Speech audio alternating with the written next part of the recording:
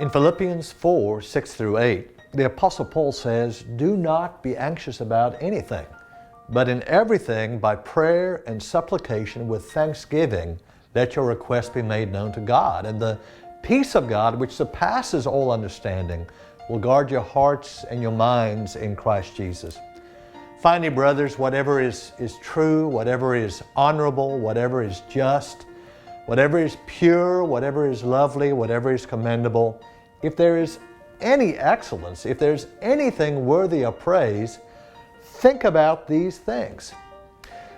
Now, the following exercise is a counseling method I use frequently with anxiety-ridden and obsessive-compulsive clients to help counter or dispute their negative and or irrational, unhealthy thoughts.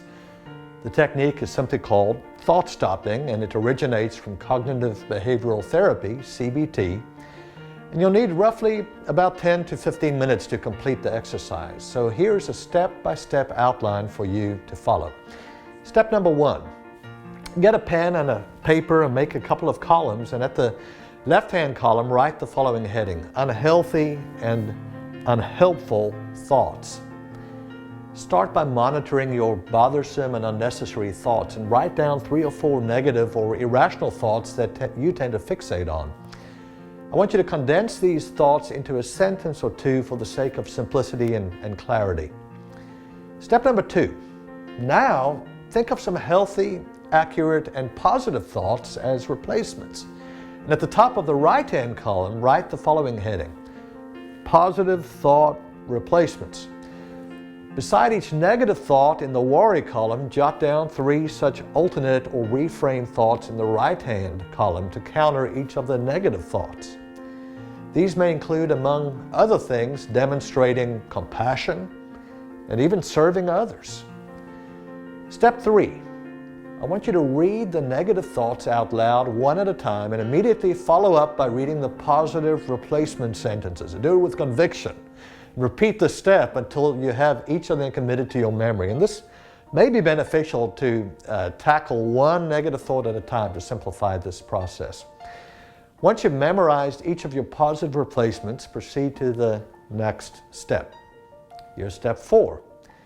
Close your eyes if you're comfortable and take a few deep breaths. Inhale slowly through your nose and exhale out your mouth with a whooshing sound, and do this approximately for 1 minute, allowing yourself to enter into just a more relaxed state, trying to cleanse your mind of all thoughts. Step 5. Focus on the first of the negative thoughts and repeat it in your mind several times for about 45 seconds. Pay close attention to each and every word. Step 6. In your mind, shout "stop" as loudly as you can. And you may choose to visualize some big red stop sign or a warning flashing light, or even imagine nuclear alarm siren blaring over the airways. And it's helpful to practice this before actually starting the exercise. So once you've done this, rid your mind of all thoughts and allow your mind to completely go blank for 50 to 60 seconds. If any negative thought, or any other thought for that matter, creeps in, holler "stop" once more and force your mind to go blank.